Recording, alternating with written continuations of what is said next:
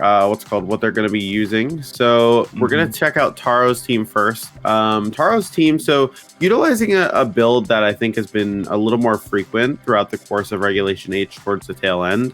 Leaning into the Scale Shot D-Nate. Notably as well, obviously Dragonite towards the end of Regulation H has kind of been opting for these Scale Shot sets where it's the only form of coverage. So it has access to Haze and Tailwind. And working with Mouse Ape, right? So you have a lot of cool tools here. Rillaboom obviously able to set terrain control. You have the option of Mouse Hold next to Golden Go and also Annihilate, right? So you have 2 ways to set up. And on top of that too, the Terra Water AV Blood Moon becoming a staple of these kind of archetypes, being able to sit in front of strong fire type attacks, stuff like Charizard, stuff like Kazooie and Typhlosion, right? Kind of giving you a more defensive ground type that you can really leverage. Yeah. It's actually said we've seen this team time and time again. We've seen the nice combination this has. Just being able to put Tailwind with Goldigo or Ursaluna, having that pressure and like the support being able to provide by Rillaboom with Fake Out, even with Grassy Terrain, making sure that Goldigo has even like a few more make it rains into him as well, because amazing defensive typing, and then with Terra Water just proving to be so useful time and time again.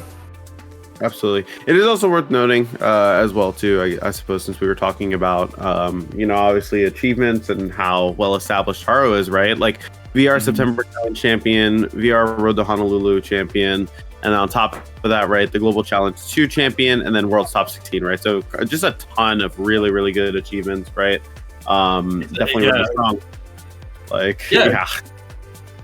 Absolutely. It's amazing to see Taro also being the first person to be on stream right now after winning 2 Victory Road Tours back-to-back in 2024. So trying to carry that name forward as well. But let's take a look at the other side, of course. We do have the opponent as well, which is, of course, Léo Gaudinet, who is the Lille Regional Top 128 in 2025, Liverpool Regional 163 2024, Stuttgart Regional also 63, but having a similar idea with the Tailwind and Ursaluna, but this time a bit more, I want to say a bit more Charizard-y.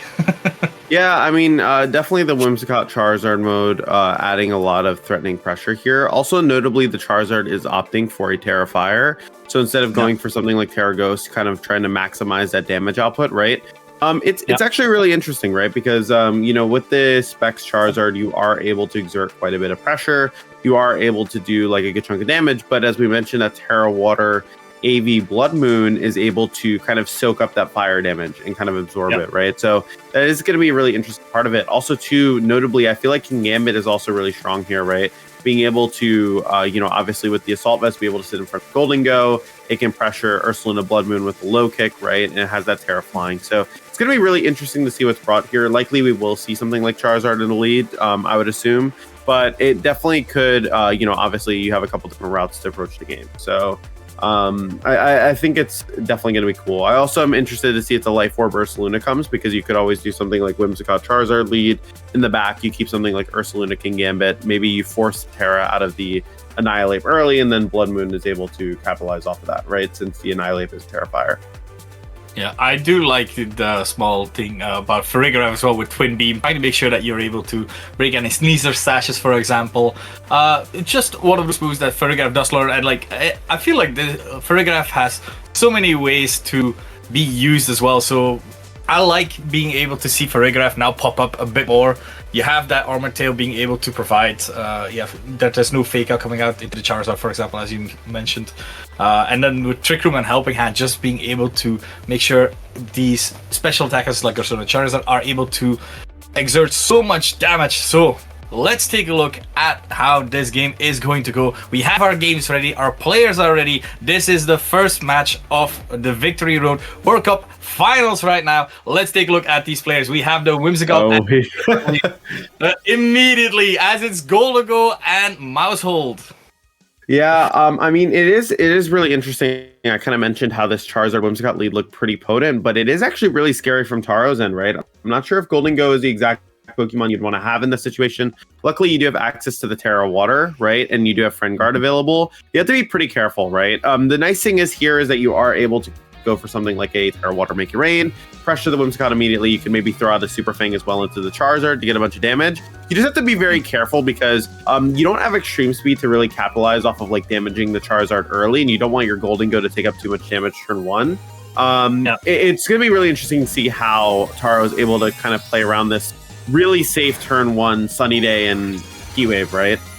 Yeah, this is going to be a quite impactful turn. We have the Terra Water on this Goldugo, trying to make sure that the Fire-type moves are definitely not hurting it as much with the Fredguard as well. We have the Whimsicott going for the Tailwind, just opting to go for speed this time instead of the Sun. So, what are we seeing? This is just a Heat Wave as well, doing decent amount of damage, at least to the mouse. So much damage. Is going to go into the Super Fang, into that Charizard, as there's a Shadow Ball coming in, a double up onto the Charizard. Is it enough for the kill? It is enough, thanks to that Life Orb, of course. So suddenly, reversal of like, you have the Fire type in front of you being able to Heat Wave this Goldugo right now, thanks to Terra being able to revert that, pre-game. I think this. I'm curious to see, the thought process as to why you just go for the Heat Wave and Tailwind turn one. Because realistically speaking, right? Let's say that it was Sunny Day and Heat Wave that had come out, right?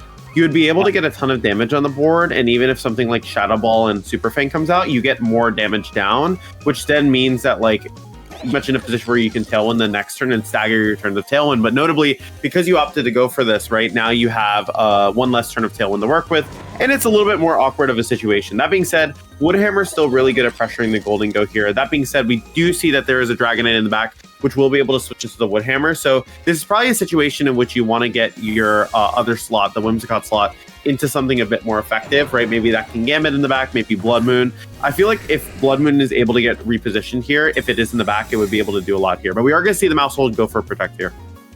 Yeah, with that Protect, we are going to see this Whimsicott now go for a move as well. It is looking like it was trying to go for Encore, I believe, or even a Moonblast, trying to go that first as is exactly going into that Dragonite. This is why this core is so nice as well, being able to position your Goldugo and Dragonite cover each other quite nicely with their typings, but then as well, if Goldugo does manage to go for that Terra, Dragonite being able to switch in here was a perfect move there from Taro's side.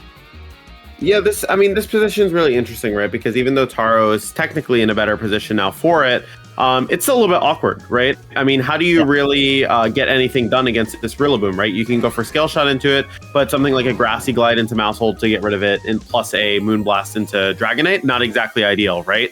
It does seem as if because Taro was burning the Terra turn, now this Rillaboom is able to exert quite a bit of pressure. So even though the positioning looked a little bit negative for Leo immediately, I feel like the position is actually not so bad now, and Taro almost being forced to go for Scale Shot, trying to get rid of this Rillaboom as quickly as possible. Yeah, we have to switch out from the Mousehold actually.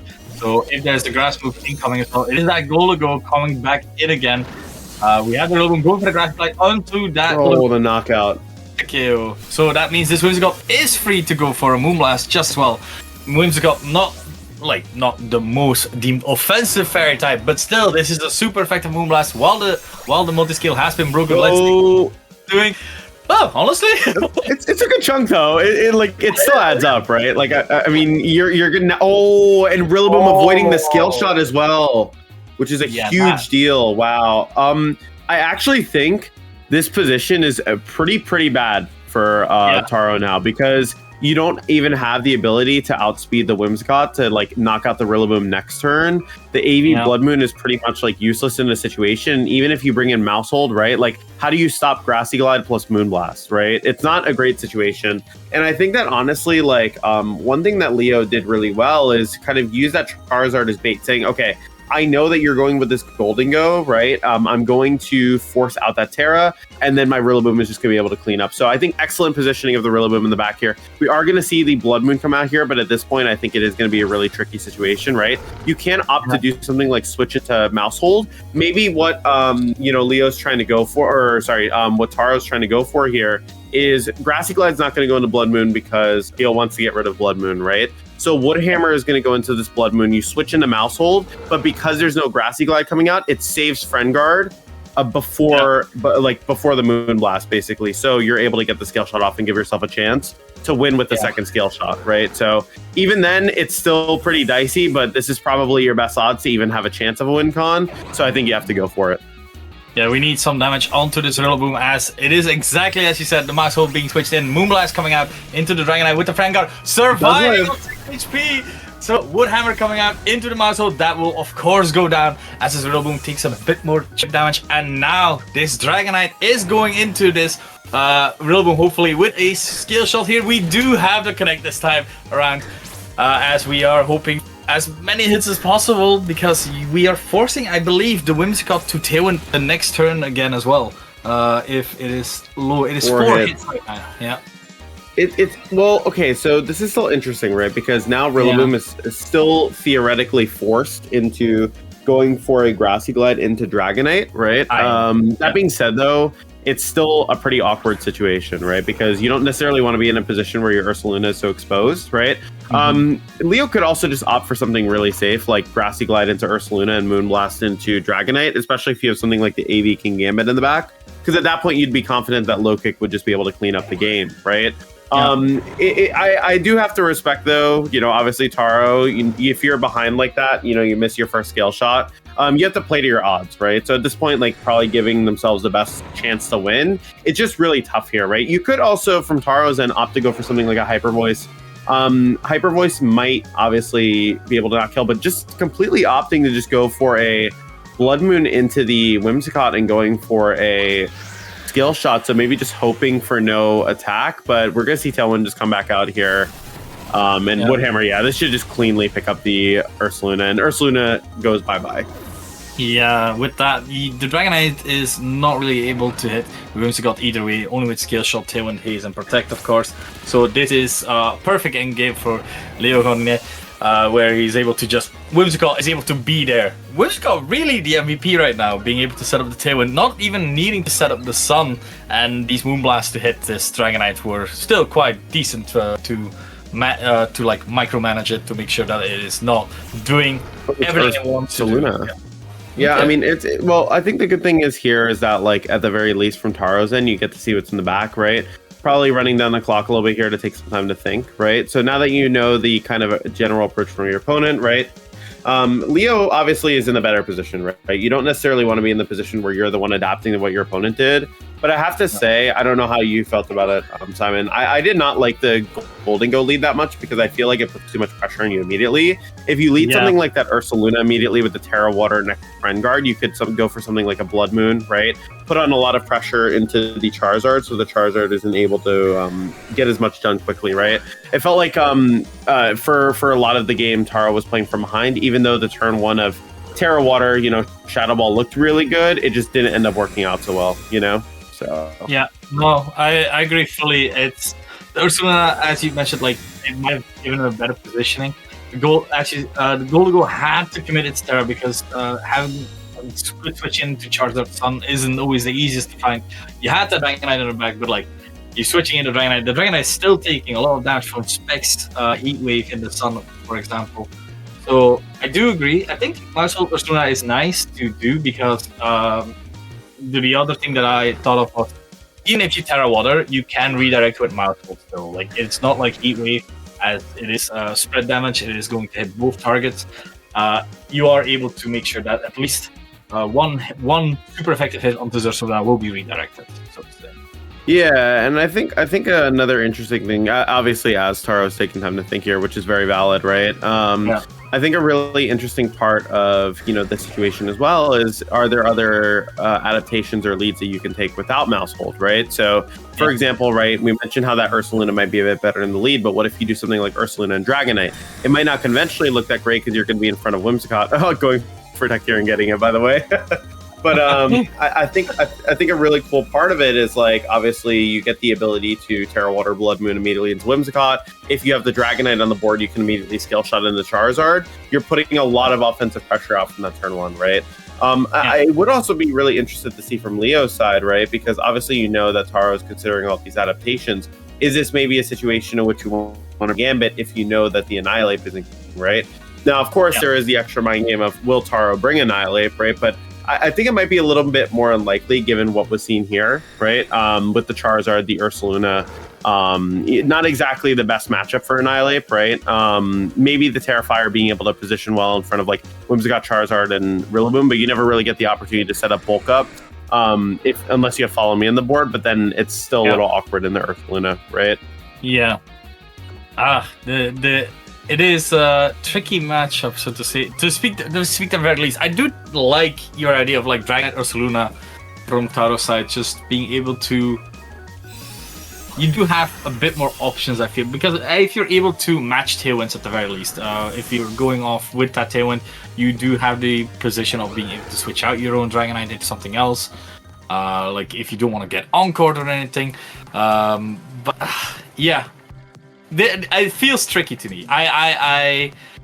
I'm not well equipped against Charizard Sun teams most of the time. I'm very afraid of Charizard. It's like the one thing, if I see that team, I'm super afraid of what if that Charizard comes out? What if that Charizard has the Sun up, has the Tailwind up, and is going Terrifier? What are my options? But they still need to create that position. So I do think Taro was not really expecting the Charizard lead at first, I believe. I think they might... there was a level of thinking ahead of like what the possibilities definitely tuning into the Blood Moon lead, if I had to guess. Because if you look at the lead, like Mousehold Gold, like if you're expecting something like Blood Moon Whimsicott, turn 1, you just have like Follow Me Nasty Plot, right? Or you have like Make It Rain and Follow Me. So probably opting to cover for something more along the lines of that. But when it's something like Charizard in the lead and you lead passively, like it might look okay at first when you go for something like Shadow Ball and, Super Fang. But as soon as the Charizard is able to force that Terra out of you, right, when that Rillaboom's in the back, it's not so great, right? And then you might be like, okay, if I have Dragonite, but then obviously, with that Scale Shot miss plus Whimsicott being able to just sit on the field, it limits your targeting. I do feel like Taro obviously played the best of their outs. I kind of mentioned, I obviously brought up that very specific play that they ended up going for, which was the, bait a Woodhammer with Blood Moon, switch into Mousehold to catch the Moonblast and survive. Like, that's something you do. Like, obviously, they have a lot of, like, skill. They understand the game well and found the one out that they potentially had. But even then, right, like, if you just have such an advantage from Leo's side, right, like, it's very hard to lose it from there. So I'm very interested to see how game 2 goes. I would like to see an adaptation from Taro's side specifically, but we're getting into this game 2 now. We could see if there was an adjustment or if both players opted to go with the same thing. Yeah, Taro had a lot of time to think about this. It is just Charizard for Whimsicott yet again.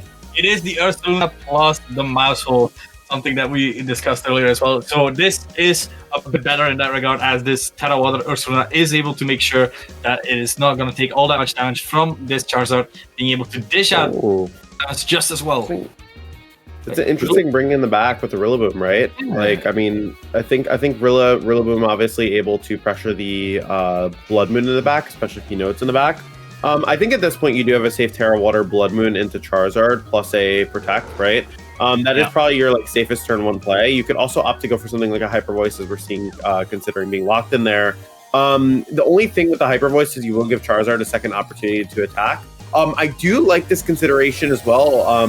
From what I understand, it was a Super Fang going into the Whimsicott, so being able to get a ton of damage on the board. This does set up your game pretty well with Dragonite in the back, right? The number one problem we saw was that the Dragonite was not really able to do much to the Whimsicott here. So if you're able to get rid of that Whimsicott faster, it's going to make your life easier. So we are going to see Tailwind come out here, and we are going to see most likely a Heat Wave come out here. We are going to see an Avoid, and it's going to be onto the Ursaluna. You'd rather have it on the Mousehold, but hey, any Avoid is a good Avoid, right? Yeah, exactly. I mean, it could have just as well not Tara, as Hyper Voice going on the Whimsicott. Whimsicott still hanging on, even after that Super Fang, which actually, like, Whimsicott has been built a bit more defensively, clearly, because you are going fully onto that prankster shenanigans, of course.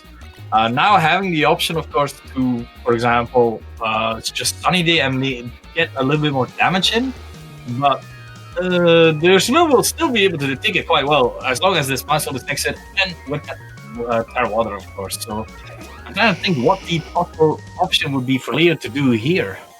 Yeah, I mean, a big thing Leo could just do here is obviously rip the Sunny Day Heat Wave, right? You could also withdraw Whimsicott here to preserve that tailwind for later. Obviously recognizing that speed advantage is really important. We are going to see the Rillaboom come in here, which makes a lot of sense, right?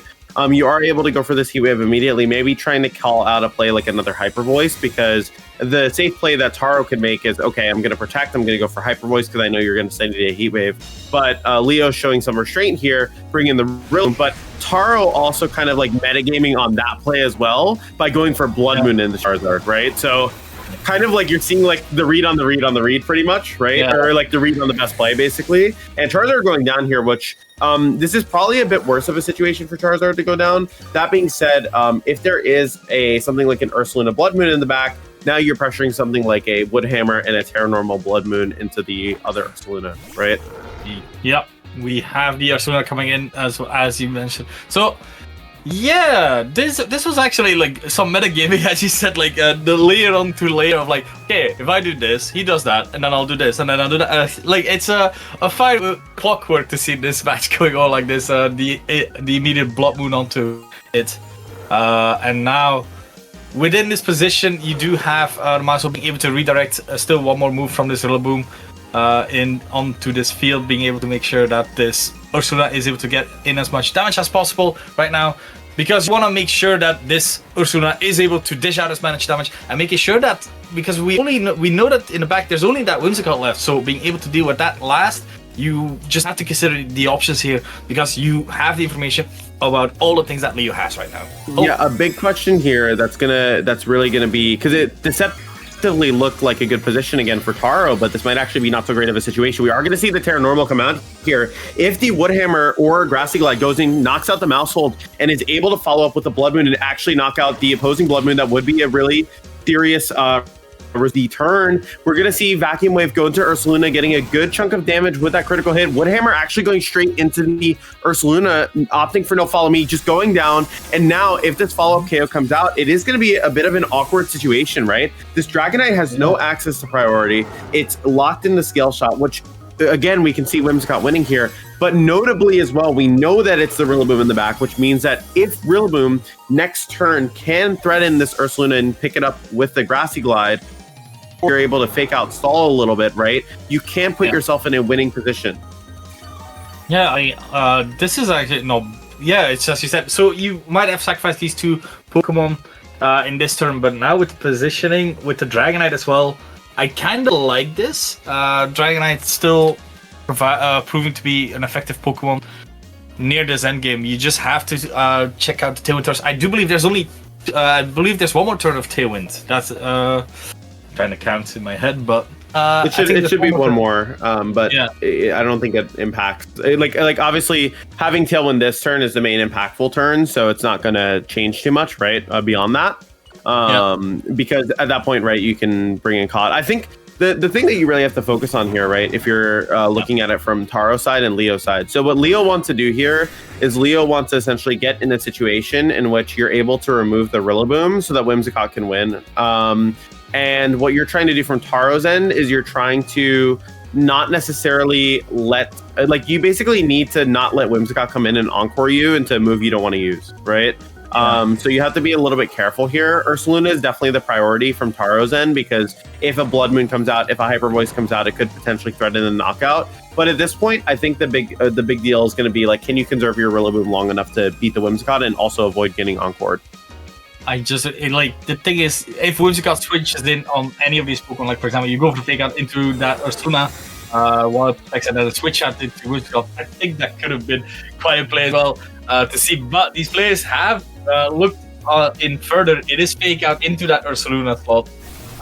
We're not going to affect it, as Woodhammer is trying to make that not skill onto the Dragonite. Dragonite being able to set up its own Tailwind right now, and there's no Whimsicott onto the field yet. So that does mean that there's no encore threat right now. Yeah, and it is also worth noting, because this was a really smart Tailwind, because you might look at that and be like, well, isn't that just at risk of getting encored if Whimsicott switches in? But because you have the Tailwind, that means your Grassy Glide from Rillaboom will go first to knock out that Whimsicott, right? So essentially being a very safe Tailwind to go for. And now you can opt to go for something like a Scale Shot onto the Ursaluna slot, right? It is still going to be a little bit interesting, right? You could also just opt to throw that Scale Shot into Rillaboom as well. Pretty much Whimsicott has to get right where the Scale Shot is going, and also too, At this point, it might be a little late for Leo to try and like win with this Ursaluna, just because of how Taro like kind of expertly navigated that turn, right? Like knowing that you can go for Tailwind there, being able to Grassy Glide the Whimsicott if Whimsicott comes in after that because their Tailwind has expired. It's pretty much just like almost a lock, right? If you're pressuring the Ursaluna. And Woodhammer is going to be going into Ursaluna here. We're going to see Scale Shot go into Rillaboom, but at this point, unless like maybe a Woodhammer crits Taro's Rillaboom, I don't really see any way to win this. Yeah, to break through this right now, we do have the Skill Shot this time connecting. It's going to put this Rillaboom also very low as well. Oh my god. A little critical hit on top, you know, like a little bit more. Yeah, I do believe 5 hits will be enough. So that is the Rillaboom gone and only the Whimsicott left. And preserving that Whimsicott now was a good play in my, I think still, like trying to have that fear of like Encore or even later Tailwind, but Taro well playing around it, like trying to make sure that his positioning was fine. The Tailwind turn, as you explained to me, I've completely forgot, like you can still Grassy like this Whimsicott, as this Whimsicott is low, having the double speed there. That was such a smart play. I did not even see it, so I had to like thank you for explaining that first off. It's like okay, so that was just well adapted from Taro's side. Now Leo is gonna be the one having to do a little bit of thinking of repositioning and seeing what the options here are.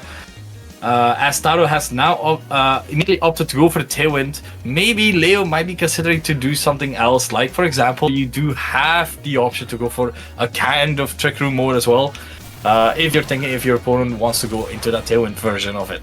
Yeah, I mean, the main adaptation I think you need to consider if you're coming from Leo's side is maybe you're opting to keep that Charizard in the back this time, right? Or you're opting to lead a little bit differently, right? So, for example, Mousehold and Ursaluna, a great lead into something like the Whimsicott and Charizard, but what if it's something like Rillaboom and Charizard, right? At that point, it gets a little more awkward. You can go for something like a Heat Wave and a Woodhammer turn 1, right? You can opt to maybe, pressure that Ursaluna more. It can't really safely stick on the field unless like Follow Me comes out, but then you're forcing the Mousehold resource trade really early. I think for the most part, like all the correct Pokemon are pretty much there from from Taro's side. For the most part, I could see maybe one more adaptation to maybe try and catch another adaptation. I think from Leo's side as well, like you feel pretty good about your bring. I think it's just about the order in which you bring it, right? Because the concept of having that Heat Wave to pin and force the Terra Water out, right? And then having Rillaboom to clean up is actually really nice. I think where it just gets a little bit awkward is like if you're not able to get that much value out of your Charizard early, at that point Rillaboom and Ursaluna are forced to try and pick up the slack, but obviously they weren't able to convert on this one. So I do think the main thing that you're going to try and focus on probably like for this next game is like, is there a lead where I can lead Charizard, force that Terra, but also pressure Woodhammer maybe immediately, or pressure another attack immediately where I can follow up and get some good damage down? Yeah, I think honestly not bad call to just have that Rillaboom plus Charizard. You are threatening a lot of things. Nothing is really has the option to say very safe. You do have that Annihilate with Terra Fire that can take Fire moves and the Grass moves decently well, of course, but you do have options like Air Slash, or even when the Annihilate goes for a Terra, you're still in a position where you have to focus your game then fully onto that Annihilate, and we have seen these players smartly adapt already in these two previous games. So let's take a look at this game 3, what these players will be bringing, because first one to go, but let's take a look. This is already very exciting. We're gonna see Charizard Rillaboom, and we are gonna see the Dragonite Annihilate adjustment. So this is actually really, really smart coming out from Taro here, completely catching the adjustment. I had kind of mentioned how Rillaboom and Charizard would be a phenomenal adjustment to catch the same lead, but Taro not falling for that, saying, I know you're going to adapt to this lead, I'm going to lead something different, and you're going to have to cover for that too. And I think saving the Annihilate for this game 3 is really smart, right? Because now you actually have a lot of pressure here. You can opt to go for a Scale Shot and an attack. You can opt to go for something like a Protect Scale Shot, or you can even opt to just go for a Double Protect. Scout out the turn and see where you can go from there. The only thing you have to be a little bit scared of here is going to be that Encore coming out from Whimsicott in the back if it decides to switch in. Also, too, if you burn the Terra Fire on the Annihilate early, that does mean that you are going to be weak to that Earth Power from Ursaluna a bit later in the game. Yeah, she said, like, both these players have adapted one step further, but Taro having that Annihilate right now is so cool. You are able to see with this Protect, you're able to see like what this Charizard will lock itself into just as well.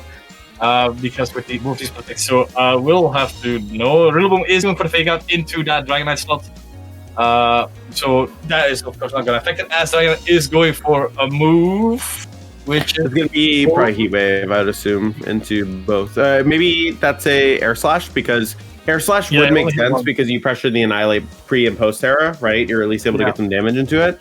If you're opting for Air Slash here, though, it does make this next turn a little bit awkward, right? The nice thing is here is that with that Air Slash, you can force out the Terrestrialization from Annihilate, but also this could just be a very safe switch from Taro, and locking in the Air Slash in particular means your back doesn't really feel pressured when switching in. We are going to see the Terrifier potentially be locked here, right? You can just opt to start going for stuff like Bulk Up, or you could just opt to go for something like an attack, right?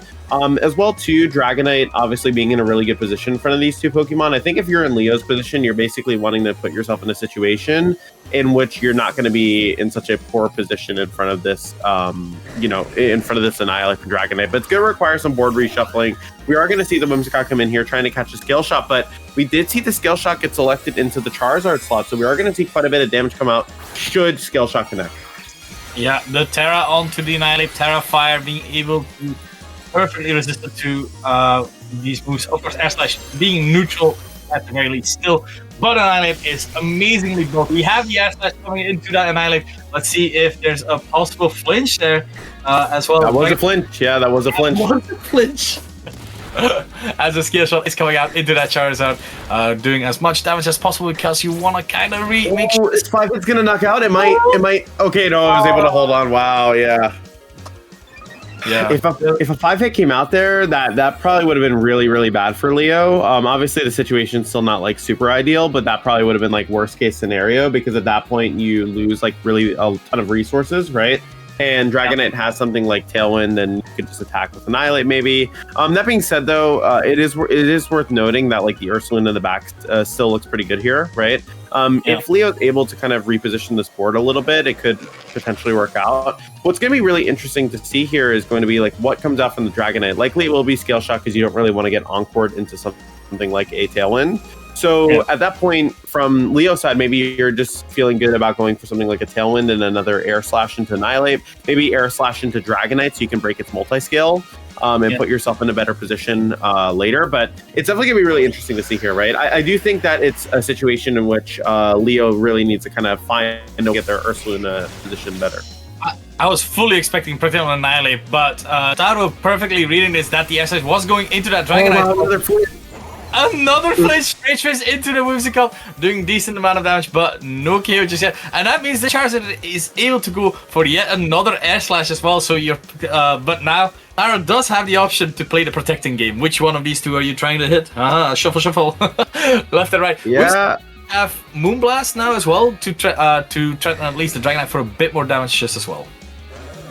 I mean, to win at the casino, you have to go to the slots, right? So I mean, at that point, like, Air Slash probably the ideal move to lock in, because you're just giving yourself as many opportunities to get this flinch as possible. But that second flinch being very, very impactful, right? Now you have the threatening potential of like Sunny Day and Air Slash being able to potentially knock out this Annihilate. You also have the potential of Moonblast and Air Slash into the Dragonite. So this is kind of a mind game turn for Taro here. It's going to be, where do you expect the damage to go? Can you play around that, and how do you stop it? But we are going to see the switch come out here. It is going to be the Ursaluna coming in, and the Ursaluna is going to be able to reposition, and also the Maushold coming in as well, opting not to play that mind game. Don't want to take the risk of the double up, and at this point, just giving yourself a safe follow me option next turn. Yeah, Moonblast into that Ursaluna slot, not doing all that much damage, as the Air Slash is going into it as well. Being able to take it like a champ, thanks to the Assault Fest, of course, and to that Frank Guard as well. Grassy Terrain healing comes at a nice time, as this Maushold is able to support this Ursaluna quite well, being able to make sure that you are able to redirect the Air Slashes, so your Ursaluna can't flinch, first off. And you are able to make sure that you're doing enough damage to KO this Charizard, or even go for the Blood Moon onto Whimsicott. That threat of that possible Encore, of that late game Tailwind, is no longer there either. this Blood Moon in the back is going to be very, very scary, right? As you keep losing resources, you keep getting chipped all throughout your team, you are losing potential options to deal with it, right? So we are going to see, consideration of what to lock here. Hyper Voice most likely the ideal situation here, but it's really tough. Do you opt to go for a Protect here and let your Ursaluna take extra damage? Or do you opt to go for something like a Follow Me? We are going to see a switch come out here. It is going to be the Rillaboom coming in. So it is going to be able to absorb that Hyper Voice probably pretty decently. We are going to see Protect come out from Maushold here. If this flinch comes out into the Ursaluna, it will be a very, very scary situation. But Air Slash actually going into the Maushold here, so not even giving themselves odds of the flinch, but Hyper Voice coming out here, taking the Charizard in kind. And at this point, for what it's worth, you are going to get your Ursaluna in a pretty ideal situation. Yeah, I feel this is definitely well worth it. Leo being able to bring his Ursaluna now, you do have the Rillaboom. This grassy terrain here, but it can still at least make sure that it is going to fake out this Maushold because they already committed the Terra onto the Annihilate, so it cannot redirect, and you're able to make sure that your own Blood Moon with its Terra Normal is able to dish out amazing damage just as well. Yeah, I mean, Leo also has to be careful not to index on a specific play here, which is the Woodhammer. You want to make sure that you're throwing out the Fake Out and Terra Normal Hyper Voice here, because it is a pretty hard to stop play from the opponent. Tailwind will expire the next turn, but even with that factored in, likely Ursaluna and Rillaboom, are both faster from Leo's side. The one play that make to kind of even the playing field here and put themselves in a deep position is maybe going for that Super Fang this turn into the Ursaluna. So maybe Vacuum Wave can pick up the next turn on that Ursaluna. So it is going to be a really interesting position to see. That being said, though, if you are going for something like the Super Fang, right, at that point, if a Woodhammer just comes out, it wouldn't be super great. So you would have to make a call. I think Fake Out is more likely of the two to come out here. Taro kind of going for that Follow Me, trying to catch a specific play, but really it should be timing out here actually. But really should be opting for probably calling the Fake Out play, right? Because it's just super safe from Leo's side. We're going to see the Terra Normal here. Likely the combination of moves we're going to see here is something like a Hyper Voice and Fake Out, being able to get a ton of damage on the board. But we could also see something like a Woodhammer and a Hyper Voice, right? So we are going to see the Follow Me come out here. No Fake Out, so that means this Maushold will definitely go down with a Woodhammer combination. And whatever this Ursaluna is clicking as well, because Hyper Voice, you are able to deal with this Maushold. Blood Moon, you have just used your Blood Moon. It is the Hyper Voice. Blood Moon from, of course, from Taro. Taro timed out. So if Blood Moon goes into the right target here and knocks out the Ursaluna, that would be huge. It's Hyper Voice. Oh, Hyper Voice. Okay, so he just locked it in. I think he barely locked it in on the last possible second there. Rillaboom going down as well, meaning only Whimsicott and the Ursaluna onto the field. You do threaten quite a bit because you do still have option to set up the Tailwind again. And with the multi-scale broken on Dragonite, it will be taking quite some damage as well. It's just, these are all threats, so to speak. Like, you're kind of scared of all of these Pokemon, and you have to deal with all of them. Terra Normal Ursaluna with Life Orb, it is super strong. We just saw it do about, I believe it was about 72 the Ursaluna, but... considering the Tailwind lock here, it's a little bit tricky. So if you opt to go for Tailwind, you should be Vacuum Waving for sure into the Ursaluna. If Ursaluna is able to survive here, because we saw it did 50% with a critical hit, so might actually be able to live a Vacuum Wave, likely not living a Vacuum Wave plus Life Orb chip. But if a Hyper Voice crit comes out here, potentially, even then, you're still able to survive with Annihilate. So I think this is a pretty strong situation for Taro, being able to navigate in a position where essentially even if the Ursaluna is able to get an attack off, it likely won't be able to survive. So we are going to see the Protect come out here, which makes a lot of sense. We are probably going to see something like a Moonblast come out here as well. Or even a Tailwind, right, to put yourself in a decent position. Now you can Encore the Dragonite. What you have to hope for here is that Vacuum Wave just doesn't do enough damage to where you're in a position that you would necessarily like lose, right? If you take more than like it looks around like 30%, you'll knock yourself out with Life Orb from Leo's side, right? So at this point, I think it's a pretty dire situation for Leo. And Taro being able to navigate from a position, even with the air slash flinches, it felt like an awkward position from Leo consistently. And I think Leo actually going for that Woodhammer play kind of sealed the game for them, right? I kind of mentioned the fake out pressure there was pretty like strong, right? And by indexing too hard on the Woodhammer play, essentially just tossed away the game, right? Yeah, I can see why Leo might have made the play, because you do have that Annihilate in the back. You do not want to get more range. Like if you get a fake out into it, it would be about Citrus range as well, I believe. Onto the Dragonite we see right now, so this Dragonite will be locked into Tailwind. Does have the option to switch on the next turn. Vacuum Wave coming out, and it is not enough to do it just yet, but that does mean that now Ursula has one more move in it that it can do, and that is what it's going to do. It's best. It is the Blood Moon into that Ursula, making sure that at the very least is gone. And now there's an Annihilate still on the field with Terrafire. This Whimsicott doesn't really have a good option to hit it with. Yeah, it's actually a really interesting game here, and yeah, we're definitely gonna see Taro obviously claim this game, right? Being able to get this Ursaluna gone. At this point, it's a really good situation, but it's a really interesting, I think, point of view on Pokemon, right? Because a lot of players, if they're in this situation, they get flinch twice, right? They think they're in a situation in which like it's bad, right? Or it's like, oh, they got like super unlucky or whatever, right? But I think Taro like navigated really well around the fact of like, okay, at this point, like I am behind, but like if I play properly, I'm still able to win this game. And also too, if my opponent makes a mistake, I just like instantly win, right? So I think it's something really interesting to index on. I think if you're on Leo's perspective, for sure, like the turn where you're maybe like kicking yourself a little bit would be that turn where you opted to go for that, where you opted to go for the Woodhammer, right? And it was interesting because the reason why I brought it up earlier, where I said, he has to be careful not to index on the specific play that he went for, is